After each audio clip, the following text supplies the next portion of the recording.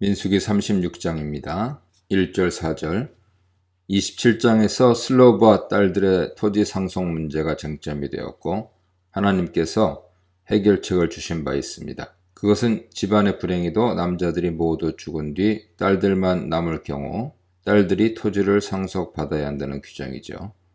그러나 이 문제를 둘러싼 추가 쟁점이 대두됩니다. 만일 이 딸들이 그 상속받은 토지를 가지고 다른 지파의 남자에게 시집간다면 그 땅은 어떻게 되겠는가 하는 문제였습니다. 여자는 결혼과 더불어 남편에게 속하고 시댁 식구가 되기 때문에 그 여자의 재산도 자동으로 남편의 소유가 되는 것이 당연했죠. 따라서 27장에서 신설된 토지 상속에 대한 규정의 허점이 메꿔질 필요가 있었는데 민수기는 마지막 장에서 그것을 보완함으로써 가나안 땅을 정복할 준비를 마치게 됩니다. 슬로보아의 딸들이 속한 가문의 남자들이 문제의 심각함을 인식하고 모세와 지파 두령들을 찾아왔습니다. 그들은 므낫세 지파에 속한 마겔 혈족 일파인 길르앗 가문 사람들이죠. 그들이 모세에게 슬로보아 딸들이 결혼할 때 파생될 문제를 상세히 설명했습니다. 만일 그녀들이 다른 지파 남자들에게 시집간다면 그 기업, 땅은 그 지파에게 넘어갈 것입니다. 특히 4절은 희년이 되면 그 땅은 완전히 남편 지파에 귀속된다고 말합니다. 가족과 친족 등 남자들은 자신의 혈족을 위한 고엘, 무르는 자로서의 혈통의 보존과 재산 보호의 의무가 있었는데 다음과 같은 것들이죠. 첫째, 집안 어떤 사람이 재정 파탄으로 빚을 져 땅을 팔았거나 종으로 팔렸으면 대신 그 빚을 갚아줌으로써 토지의 소유권을 되찾아주고 자유인의 신분을 회복시켜줍니다. 레위기 25장 23절이야 보세요. 둘째, 어떤 남자가 아들 없이 사망했다면 그의 형제 중 하나가 생존한 아내를 위해 아들을 대신 낳아줘 대를 잇게 만드는데 이것을 계대 결혼 혹은 형사 취수 제도라고 부릅니다. 신명기 25장 5절이야 보세요. 룻기는 만일 친형제가 없다면 근족이 그 역할을 대신할 수 있었음을 말해주는 성경이죠.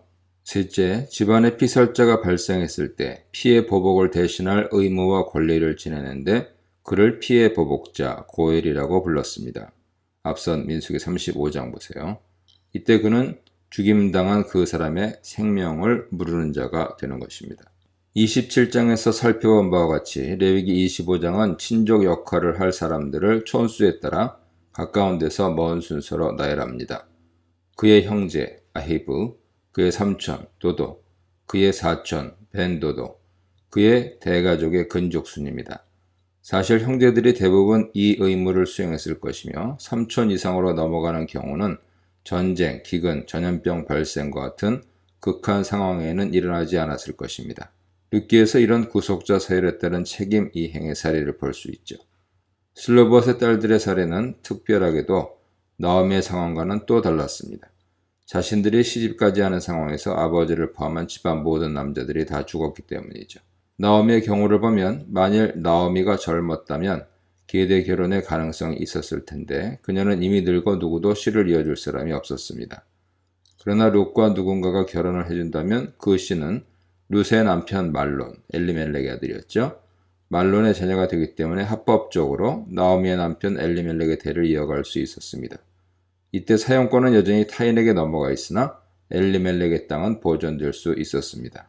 누군가 룻과 결혼한다면 그 땅을 되찾아줄 부담을 져야 했습니다. 그러나 그런 부담을 지르는 사람이 나오미 집안 근족 중에는 아무도 없었죠. 신명기 25장의 계대 결혼의 의무는 형제들에게 지워질 뿐 신족은 그 의무로부터 자유로운 것으로 보입니다. 만일 어떤 형제가 장로들 앞에서 계대 결혼의 의무를 거부하면 그는 이스라엘 중에서 그의 이름을 신벗김 받은 자의 집이라고 불리며 큰 수치를 당했습니다. 보아스의 사례에서도 보아스의 의무는 계대 결혼보다는 기업 무르기가 우선이었고 결혼은 기업 무르기 이후 선택 사항이었을 것입니다. 즉 그는 토지 무르기를 해준 후에 룻과 결혼하지 않는다고 해서 수치를 당할 일은 없었습니다. 그러나 만일 아무도 그 땅을 물러줄 사람이 없다면 어떻게 되겠습니까? 그 경우 땅의 사용권을 빼앗긴 사람은 희년까지 기다려야 했습니다. 희년이 되면 자동으로 그 토지는 원 소유자에게 귀속되었죠. 이때는 하나님이 궁극의 고엘이 되시는 것입니다. 이 일이 49년, 계사법에 따라서는 50년 주기로 발생했습니다. 토지가 원소유자에게 귀속되면서 결코 지계표를 옮기지 말라는 하나님의 명령이 지켜지고 하나님이 지정해 놓으신 사회적 자연적 질서가 완전히 회복되는 것입니다. 슬로보와 세 딸들이 만일 시집을 가면 그 토지가 일단 그 남편에게 귀속되었던 것으로 보입니다. 그러나 4절 진술을 따르면 그것이 법적으로 소유권이 완전히 넘어가지는 않았음을 알 수 있습니다. 이것은 만일 그녀가 이혼을 당하면 다시 자신의 집안으로 복귀하기 때문일 것이고 또한 남편의 죽음이라는 새로운 변수가 생긴다면 토지 소유권으로 인한 다툼이 생길 수 있기 때문일 것입니다. 그런 땅은 아마 희년에는 자동적으로 아내의 모든 권리를 행사하는 남편에게 최종 귀속되었던 것 같습니다. 이런 일이 거듭 발생한다면 이스라엘 내에서 시간이 갈수록 땅의 지계표는 계속 큰 변화를 겪을 수밖에 없으며 결국 이것은 하나님의 토지법에 위배됩니다. 5절로 10절입니다. 모세는 이 새로운 문제를 다시 하나님께 아뢰입니다. 하나님께서는 모세를 통해 당사자들에게 해법을 알려주셨습니다. 요지는 슬로보와 세 딸들은 다른 지파의 사람과 결혼을 해선 안 되는 것이었죠. 슬로보와 세 딸들을 비롯하여 누구든 그런 상황에 놓인 여자들이 결혼을 하려거든 지파 안에서, 그것도 더 좁게는 지파 내의 같은 가문, 종족 내에서 결혼을 해야 합니다. 다시 말해 그녀들에게 허용된 결혼은 오직 족내혼뿐이죠. 이로써 그녀들이 속한 가문의 땅은 결국 지파 내 혈족 안에 보존됩니다. 10절로 13절입니다. 슬로보와 세 딸들은 하나님 지시대로 순종했습니다. 순종의 미덕을 보인 그녀들의 이름이 여기 다시 거명됩니다. 말라, 디르사, 호글라, 밀가, 노아는 모두 숙부의 아들들과 결혼함으로써 종내혼의 원칙을 지켰습니다. 다시 말해 그녀들은 사촌들과 결혼한 것이죠. 레위기 18장에 따르면 직계 결혼은 물론 삼촌까지는 결혼이 금지되어 있으나 사촌 간의 결혼은 가능했던 것으로 보입니다. 결국 슬로보와 딸들의 토지 상속 에피소드는 레위기 25장의 희년법의 일부인 토지법의 구체적인 실천 사례입니다. 그것은 모든 토지는 내 것이다 라는 하나님의 강령의 토대 위에 마련된 토지 보호 장치죠. 구약의 선지자들도 투기를 통해 부동산과 토지를 과도하게 독점하는 것을 비판합니다. 가옥에 가옥을 이으며 전토에 전토를 더하여 빈틈이 없도록 하고 이 땅 가운데에서 홀로 거주하려 하는 자들은 화 있을진저 라고 이사야 5장 8절에 말씀합니다. 궁극적으로 하나님이 지주이신 토지는 매매가 불가능했습니다. 또한 강제로 빼앗거나 혹은 선물로도 주고받을 수 없었죠. 그러한 행위들은 모두 지계표를 옮기는 일이기 때문입니다. 개인의 토지를 강탈한 대표적인 사례가 바로 나봇의 포도원 사건이죠. 미가 2장 참조하세요. 아합과 이세벨은 왕실 근처 나봇의 포도원이 탐나 결국 그를 모함해 그 땅을 강탈했습니다. 이것은 심지어 왕실 권력마저 결코 하나님이 정하신 토지 경계선을 옮길 수 없음을 증명한 사건입니다.